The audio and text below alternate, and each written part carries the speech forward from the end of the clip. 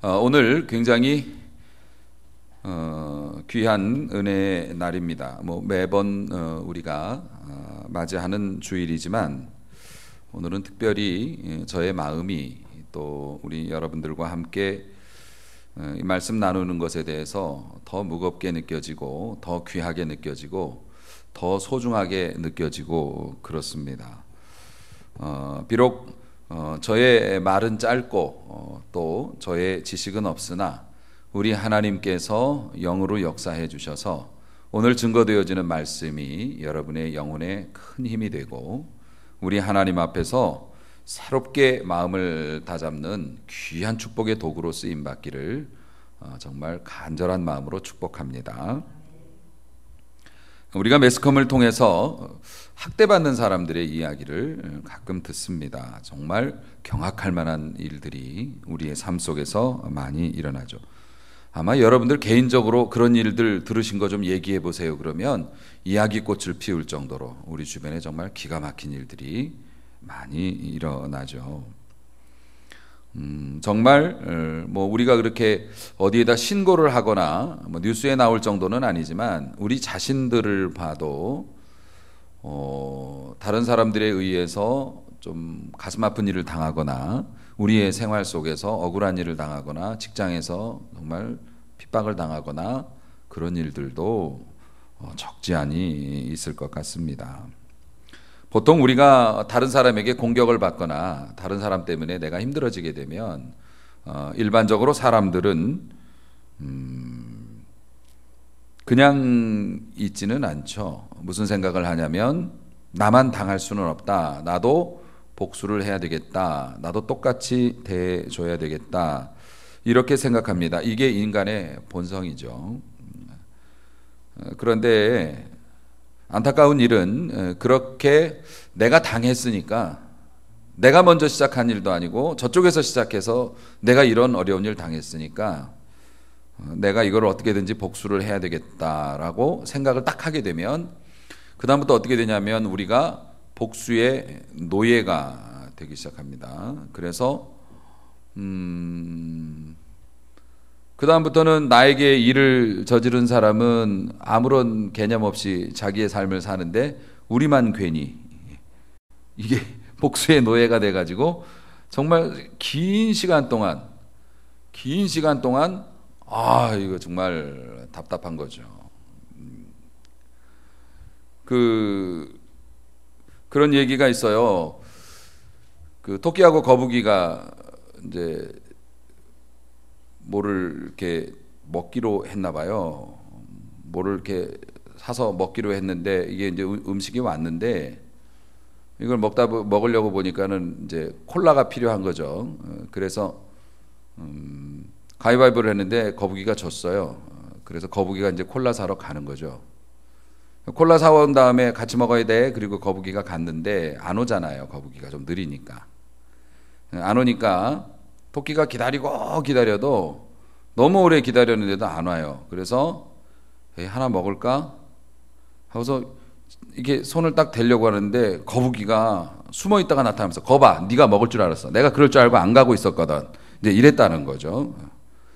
결국에는 저놈이 먹지 않을까라는 어떤 그 불안한 마음 때문에 자기도 못 다녀오고 결국에는 콜라도 못 먹고 싸움만 나고 이런 상황이 됐다는 거죠. 그냥 단순하게 자기의 길을 걸어갔으면 문제가 없었을 것인데 우리가 당했던 그리고 우리가 가지고 있는 의심, 내가 가지고 있는 어떤 마음 아픔 이런 것들을 어떻게든지 되돌려줘야 되겠다라는 생각 때문에 걔는 받을 준비가 안 돼 있으니까 이걸 되돌려주려고 들고 쫓아다니면서 우리가 힘들어지는 그런 일들, 인간 세상에서의 많은 괴로움과 아픔이 그런 쪽으로 나타나죠. 사랑하는 성도 여러분, 앞서 말씀드렸다시피 우리 인간의 방법이라는 건 공평을 기초로 한다고 말씀드렸죠. 그렇기 때문에 하나님 앞에서 살아가는 인간들도 우리들도 하나님은 공평하셔야 되는데 공평하지 않다라고 생각이 되고요. 그것 때문에 마음 아파하는 일이 많은데 사실 그러한 일들의 대표적인 사람이 이제 요셉이라는 거죠. 요셉이 일단은 단기적으로 보면은 나중에야 뭐 좋은 자리에 올라갔지만 단기적으로 보면 기본적으로 요셉이 가지고 있는 이제 복수해야 될 사람들이 여럿이 있어요. 일단은 형들부터 복수해야죠. 내가 이 형들을 그냥 두지 않겠다. 가족들에게 부당한 대우 받은 거 있죠. 뿐만 아니라 자기가 노예 생활로 이렇게 하게 된 것들, 그러니까 그 집안에 있는 것들, 애굽으로 가갖고 말도 모르는데 어린 나이에 가서 그 집안에서 그 견뎌내면서 겪었어야만 했을 생각지도 우리가 상상할 수 있는 그런 스트레스들, 이런 것들, 이거 나중에 내가 높은 자리에 올라가면 나를 홀대했던 녀석들 그냥 두지 않을 거야. 자기의 환경 때문에도 부당한 대우를 받은 겁니다. 뿐만 아니라 오늘 조금 전에 살펴봤던 대로 억울한 고소를 당했죠. 그것도 아주 파렴치한 사람이 되어졌습니다. 그래서 다시 그동안 쌓아 올렸던 모든 것이 무너지고 원점으로 되돌아가게 됐어요. 결국 이러한 상황, 요셉을 보면서도 그렇고 우리도 그렇고 여기에서 우리가 하는 대표적인 얘기가 하나님이 어디 계셨는가. 여러분들도 그런 말 많이 해보셨겠죠. 들리게 들리지 않게. 왜 내 인생에서 일어나지 말았어야 할 일들, 혹은 왜 내 가족은 그렇게 일찍 내 곁을 떠나야 했을까부터 시작해서 하나님은 어디에 계셨고 무슨 생각을 하시길래 내게 이런 일이 일어나도록 그냥 내버려 두시는가. 사실 우리 인간은 좋을 때는 하나님을 잘 바라볼 수 있습니다. 좋을 때는 하나님 앞에서 체면도 지키고 뭐 다 좋죠. 하지만 사실 의아심이 많은 사건에서도 하나님을 볼 수 있습니다. 믿음 가지고 하면요. 뭐 이 정도는 내가 견딜 수 있지. 하지만 모든 것이 부당한 일을 당했을 때 우리는 생각합니다. 하나님은 어디 계실까? 그 대표적인 그 사건을 보여준 인물이 신약에 가면 세례 요한입니다. 세례 요한은 메시아가 오실 길을 예비하기 위한 사람이었고, 그는 은혜로운 사람이었고, 메뚜기와 석청을 먹으면서 광야에서 살았고, 충실하게 자기 일을 감당해서 떠오르는 감동대로 말했더니 죽을 몸이 됐습니다. 장난이 아니라 진짜 죽게 됐죠. 그리고 자신을 따르던 많은 제자들이 자기가 메시아라고 믿고 세례를 베풀었지만 예수님에게로 가는 것을 봐야 했고요. 그때 하나님은 과연 어디 계신가라는 질문을 했고, 그것은 뭡니까? 자기의 제자를 몰래 보내서 당신이 정말 메시아가 맞습니까? 라고 물어보게 만드는 일을 일으키고 말았죠. 그 대단한 세례 요한도 하나님이 안 계신 것 같아요. 도대체 하나님이 나한테 왜 그러시는 건데요? 라고 물어볼 정도니 우리는 말해 못하겠습니까? 사랑하는 성도 여러분, 그런데 말입니다. 오늘 본문의 말씀도 그렇고 성경에 일관되게 하시는 말씀이 하나님의 백성이 가는 곳에는 하나님도 함께 계신다는 사실이었습니다. 그래서 창세기 39장 21절 말씀 보십시오. 지금 우리 40장 봤으니까요. 뒤로 한번 넘어가는 겁니다. 39장 21절 함께 읽습니다. 여호와께서 요셉과 함께 하시고 그에게 인자를 더하사 간수장에게 은혜를 받게 하시매 아멘. 여호와께서 함께 하시고라고 말씀하십니다. 하나님은 떠나신 적이 없었죠.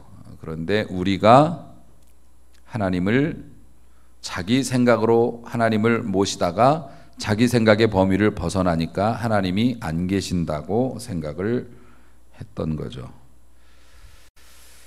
결국 하나님이 함께 계셨고 하나님이 함께 계심을 깨달은 순간 간수장이 은혜를 받고 가장 서글픈 환경에서 가장 큰 은혜를 누립니다. 가장 서글플 수 있는 장소에서 번성을 맛봅니다. 그리고 가장 절망적인 자리에서 하나님께 영광을 돌립니다. 저는 우리 교회의 의미에 대해서 요즘에 새롭게 주시는 은혜가 있습니다.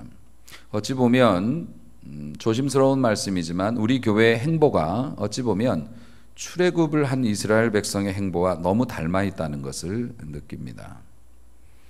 물론 성경과 딱 들어맞게 어거지로 맞추려면 맞출 수는 있겠지만 그냥 봐도 우리는 하나님이 주시는 응답의 날, 축복의 날, 번성의 날을 바라보면서 믿음으로 광야길을 지나고 있는 백성들이죠. 광야길에서 목이 마를 때도 있었고 적들의 위협을 받을 때도 있었고요.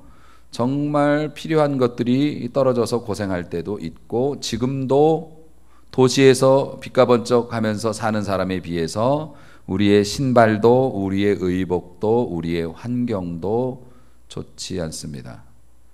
우리 가운데 불평하는 사람도 있었고요. 또 의심하고 주저앉으려고 하는 사람도 있는데 모세는 하나님의 명을 받아 그 백성들과 함께 길을 갑니다. 이제는 광야 한가운데 나와서 모세도 도망 못 가고 백성도 도망 못 갑니다. 그렇게 가는 겁니다. 마치 우리의 삶이 그렇듯이 우리 교회 상황도 광야를 행진하고 있는 이스라엘 백성과 같은 것 같아요. 과연 우리는 어떻게 하나님께 영광을 돌릴 수 있을까? 우리는 이 서글퍼 보이는 환경과 이 시간에서 어떻게 하나님의 은혜를 찾을 수 있을까?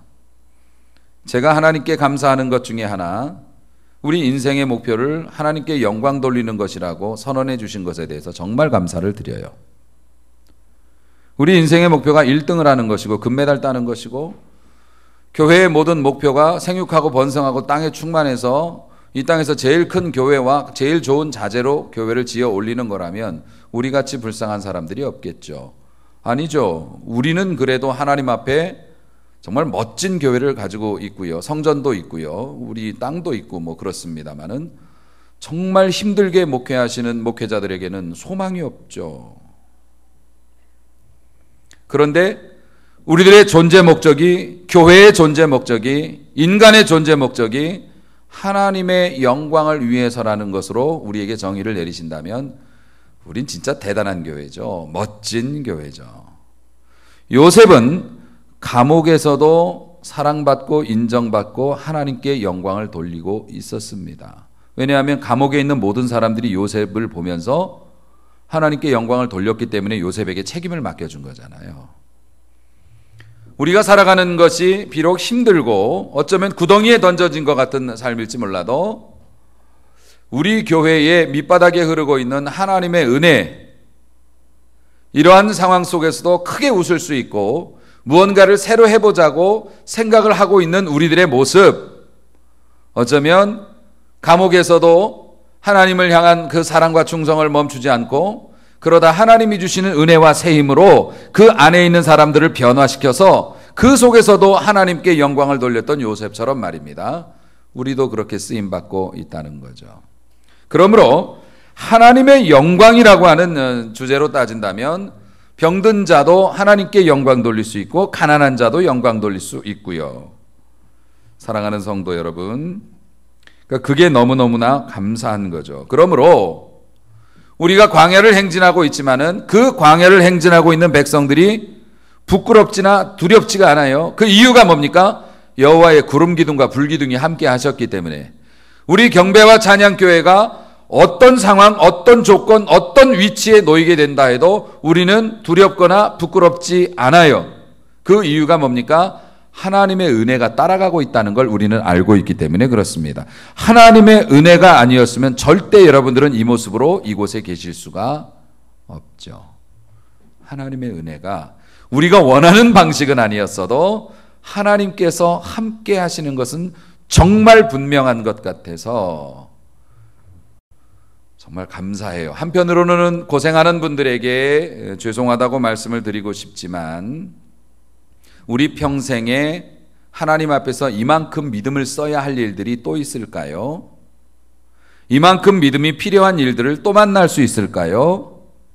그렇지 않을 것 같습니다. 그렇다면 지금이야말로 영적으로 깨어있는 사람들 같으면 돈 주고라도 배울 수 있는 영적인 훈련의 장이고 하나님 앞에 정말 멋진 축복을 받을 수 있는 사다리가 많이 놓여있는 곳이라고 여러분이 그렇게 생각했으면 좋겠어요. 요셉이 그렇게 생각을 했죠. 그리고 그는 그 사다리를 잡습니다. 사다리가 2개가 내려왔죠. 감옥에서. 근데 하나는 썩은 사다리였어요. 감옥에 들어가서 거기에서 사랑받고 감옥에 있는 모든 사람들을 섬기는 일들을 하고 있는데, 아시다시피 술 맡은 관원장과 떡 굽는 관원장, 이 두 사람은 뭐 익히 아는 사람들이고 왕의 신임을 받죠. 왜냐하면 그 사람들이 주는 걸 왕이 먹으니까요. 뭐 절대 믿는 사람 아니면은, 저도 가끔 우리 부목사님이나 전도사님이 커피를 타다 주면 이걸 먹어도 될까라는 생각을 할 때가 가끔은 있어요. 제가 잘 못하는 부분이 많아갖고 이걸 먹어도 될까? 먼저 먹어보라고 말을 해볼까? 뭐 그런 생각도 가끔을 할 정도인데, 이집트의 파라오라면 죽이고 싶은 사람이 얼마나 많겠어요? 그러니까 보통 신임하는 사람들이 아닌 거죠. 사실은 모든 권력에 보면 뭐 병권을 쥐고 있거나 경제적인 권리를 쥐고 있는 사람도 훌륭하고 유명한 사람이지만, 뭐니 해도 그 통치자의 가장 가까이 붙어서 소통이 빠른 사람이 제일 힘이 있는 사람으로 통합니다. 그래서 옛날의 궁궐에서는 내시들을 함부로 할 수 없었고, 그들이 무슨 말을 왕에게 어떤 형식으로 넣어주냐에 따라서 그게 봄바람이 될 수도 있고요, 정말 삭풍이 될 수도 있고 그러는 거니까. 같은 말이라도 어떻게 전하느냐에 따라서 이게 중요하잖아요. 그러니까 인간과 인간의 대화에서 정말 중요한 요소가 뭔지 아세요? 무엇을 말하느냐보다 어떻게 말하느냐가 더 중요하다고요. 같은 사실을 해도 어떤 식으로 말을 전하느냐에 따라서 반응이 달라지거든요. 그러니 이 두 사람의 그 권세는 어마무시했던 거죠. 그런데 이 사람들이 뭐 뭔지는 모르겠지만 기록이 안 돼 있으니까 어쨌든 의심을 받아서 둘 다 감옥에 들어왔고, 이 사람들을 섬길 기회가 요셉에게 생겼다는 겁니다. 신앙생활을 하면서 우린 참 재미있는 사실을 가끔 발견합니다. 우리 교회에 오시는 분들, 이렇게 우리 교회에 새로 등록을 하시거나 우리와 이렇게 연관되어져 있는 분들을 이렇게 만났고 반갑고, 그래서 이렇게 교제하고 이렇게 얘기를 나누다 보면, 이거는 녹화가 되고 있는 거라서 뭐 이렇게 말씀드리긴 좀 어렵지만 되게 힘든 분들이 오셔요. 보면 옛날에는 잘 되다가 요즘에 좀 참 힘듭니다. 이런 분들이 이렇게 대화를 하다 보면 많이, 특히 남자분들 같은 경우에는 그런 분들하고 대화를 나누게 될 경우가 참 많아요. 그래서 한편으로는 이렇게 힘들고 어려운 분이 또 이렇게 믿음으로 살려고 오셨구나라는 생각을 하다가도 정신이 번뜩 든다니까요. 야, 누구 마음은 누가 안다고. 내가 김 목사 너 많이 힘드니까 이런 하나님의 백성을 보내면 네가 누구보다 이해 잘하겠지. 성도는 진짜 죽을 만큼 힘들고 어렵고 곰핍하게 사는데, 목사는 배가 부르고 뚱뚱하고, 뭐 뚱뚱한 게 죄는 아니지만 아무 부족함 없이 살고 그냥 돈 펑펑 쓰면서 사는 목사가 그렇게 힘들고 어려워서 매일 살까 죽을까 하고 눈물을 흘리며 기도하는 집사를 어떻게 섬기겠노? 그래서 보내주시나? 누구 마음은 누가 잘한다고? 뭐 그런 생각도 좀 해봅니다마는, 요셉은 억울하게 감옥에 들어와 있어요. 떡 맡은 관원장, 술 맡은 관원장 둘 중에 하나는 범인인데 어쨌든 두 사람도 억울하다고 소리치면서 감옥으로 들어왔어요. 그러면 그 사람들 마음 누가 알아줘요? 요셉이 알아줘요. 힘드시죠? 저도 힘들어요. 파라오 미우시죠? 저도 미워요. 그러면서 접근을 합니다. 그리고 꿈을 해몽해 주죠. 이 내용은 빨리 지나가겠습니다. 당신들은 3일 이내에 당신은 복귀될 거고 당신은 죽을 겁니다라고 전합니다. 떡 맡은 관원장은 결국 죽게 되었고, 술 맡은 관원장은 복직이 되었죠. 복직이 되기 전에 요셉이 꿈을 해몽하면서 술 맡은 관원장을 먼저 했거든요. 당신은 3일 만에 원상복구가 될 겁니다. 그러면서 내가 좋아하는 부분이죠. 이게 이제 요셉의 약한 부분이죠. 제가 억울하게 여기 들어왔거든요. 그러니까는 선생님 나가시면 저 좀 꼭 구해 주십시오. 저는 이런 곳에 있을 사람이 아닙니다. 원래는 믿음으로 하는 사람은 하나님만 바라봐야죠. 하나님만 섬겨야죠. 그런데 요셉의 인간적인 모습이 나오죠. 제가 너무 억울하거든요. 제가 여기 들어올 사람이 아닌데요. 당신이 나가서 높은 자리에 올라가면 이거 잊지 말고 저 좀 꼭 좀 건져주세요. 여러분, 그 사람은 알잖아요. 이 사람한테 줄을 넣으면 이 사람의 힘으로 나를 빼줄 수 있다고 생각하는. 잠깐 하나님을 의지했지만 잠깐 그런 거 당연히 할 수 있죠. 힘이 있어 보이는 사람한테 의지하는 거. 그런데 그렇게 의지했더니 어떻게 됩니까? 아마 요셉은 자기의 해몽이 맞아가지고 술 맡은 관원장이 나가는 걸 보면서 하나는 개 끌려 나가듯이 끌려서 참수를 당했는데 하나는 정중하게 모시고 나갔을 거 아니에요. 벌써 나가는 것부터 다를 거 아니에요. 죽일 사람하고 위로 올릴 사람하고는 대접부터 다르죠. 자기가 예언했던 사람이 대접받으면서 쫙 나가는 걸 보면서 요셉이 무슨 생각했을까요? 저 사람한테 내가 얘기했어. 그러니까 나는 이제 소망이 있겠다. 그랬더니요. 오늘 본문의 끝절, 술 맡은 관원장이 요셉을 기억하지 못하고 그를 잊었더라. 그렇게 됐습니다.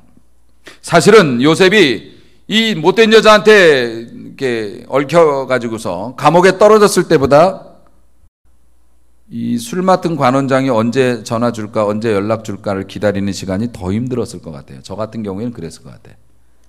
왜냐하면 억울하게 그냥 들어온 건 들어온 건데 죽지만 않으면 다행이라고 생각하는데 이제는 이 사람에게 내가 잘 보였고 이 사람이 약속했으니까 나가면 오늘 연락 줄래나? 바쁘겠지. 다시 취임식하고 뭐 하려면 바쁘겠지. 이번 주 넘어갈래나? 이번 주 주일은 또 안 되겠지. 이 사람 교회 가니까. 그 다음에 월요일에 업무 시작하면은 연락이 오겠지. 우리 그런 기다림 많이 하잖아요. 그래. 그 회사가 바쁠 테니까 계약서 사인하자는 얘기를 다음 주에는 하겠지. 월말이라 바쁘니까 그 다음 주에는 하겠지. 첫 주니까 그 다음 주에 하겠지. 그러고 기다리는데 연락이 안 와. 사람 말라 죽는 거죠. 그러면서도 물어보기가 두려워요. 어떻게 됐냐고 물어보면 안 됐다고 그럴까 봐. 아마 요셉은 기다리기가 더 힘들었을 것 같아요.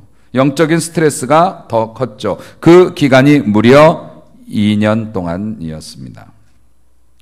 2년 동안 무슨 생각을 했을까요? 간단하게 생각했겠죠. 주님, 저는 영원히 여기에 있어야 하나요? 저는 영원히 여기에 있어야 하는 겁니까? 제가 여기에 이러고 있을 정도로 제가 죄를 지은 적이 없는데요. 저는 매일매일 기도했고 매일매일 주님과 동행했는데요. 그리고 내가 주님을 위해서 충성하다가 이곳에 왔고 이곳에서조차 충성을 했는데 그 사람이 내 말 듣지 않고 잊어버렸답니다. 주님이 기억을 지우셨나요? 저 언제까지 이곳에 있어야 하나요? 요셉의 이야기는 구구절절이 우리의 삶에 와닿습니다. 우리의 이야기이죠. 여러분들 중 어떤 분들은 친구에게 오해를 받고 버림받은 분들도 있을 거고요. 교회 형제자매들 혹은 뭐 다른 사람들과 안 좋은 관계가 되었을 수도 있고요. 어떤 사람이 여러분에게 불리한 얘기를 퍼뜨려 가지고 혹은 있지도 않은 얘기 퍼뜨려 가지고서 힘들어하는 거, 고통받는 거 있을 수 있습니다. 그런데 여러분들에게 경제적인 고통이든 어떤 고통이든 고통 가운데 있는 여러분들에게, 의심 가운데 있는 여러분들에게 꼭 말씀해 드리고 싶은 것이 있습니다. 받아들이기 어려우실 수도 있지만은요.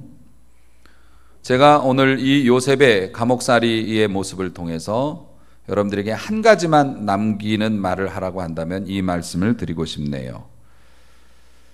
여러분이 고통 가운데 있을 때가 사실 하나님께서는 여러분을 다루시기가 제일 좋을 때라고 하는 거. 여러분이 이렇게 고통 가운데 부서지고 깨어져 있을 때 하나님께서는 그 메시지를 넣어주시기 제일 좋은 때라고 하시기 때문에 좋은 것을 준비하신다는 것. 보통은 우리가 피부가 멀쩡할 때는 로션이나 스킨을 바르죠.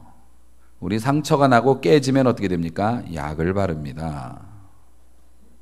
그런 것처럼 우리가 힘들고 어려울 때 왜인지도 모르고 언제까지인지도 모르지만 요셉처럼 이런 상황을 당했을 때 하나님께서는 우리에게 이전에는 결코 경험해보지 못했을 영적인 깊은 세계의 맛을 보여주기를 원하신다는 거죠. 분명히 잃는 것만큼 얻는 것도 있습니다. 그러니 이 때를 소중히 여기십시오. 여러분이 힘들었을 때 외면하지 말고 직시하고 잊어버리지 마십시오. 그리고 하나님이 주실 영광과 축복의 날에 이 교훈을 잘 사용하셔서 여러분의 축복을 영원한 것으로 만드십시오. 요셉이 그렇게 살았다는 겁니다. 우리는 두 가지 선택을 할 수 있죠. 환멸을 느끼고 쓴 뿌리를 가질 수도 있고 이 역경을 살아계신 하나님을 만나는 디딤돌로 쓸 수도 있겠습니다. 사랑하는 성도 여러분, 요셉도 살아남았는데 저는 우리도 살아남을 수 있다고 믿습니다. 하나님을 바라보는 자에게는 그 어떤 것이 걸리더라도 하나님께서는 넘을 수 있게 은혜해 주신다는 거 저는 아직 의심하지 않고 있습니다. 요셉이 이겨냈던 상황이면 우리도 이겨낼 수 있습니다. 우리는 요셉보다 더 똑똑하니까요. 여러분이 어떤 상황이든지 간에 하나님은 살아계시고 예수님은 함께 하십니다. 그래서 하나님이 요셉을 위해서 역사하셨듯이 여러분을 위해서도 역사해 주시기를 매일 기도하고 있습니다. 여러분, 하나님께서 여러분에게 고통을 능히 견뎌낼 수 있는 은혜를 주시기를 원하고 이 어려움의 시기 바른 자세로 잘 넘기고 또 넘어갈 수 있게 해주실 거니까 하나님이 주시는 은혜와 축복의 날 그 놀라운 사다리를 잘 올라가서 그 높은 곳에서도 흔들리지 않는 견고함을 아래에서 배우고 하나님이 주시는 은혜의 날이 길어지는 여러분 될 수 있기를 소망합니다. 그렇게 쓰임받는 여러분 그리고 우리 경배와 찬양 교회 될 수 있기를 주님의 이름으로 축원합니다.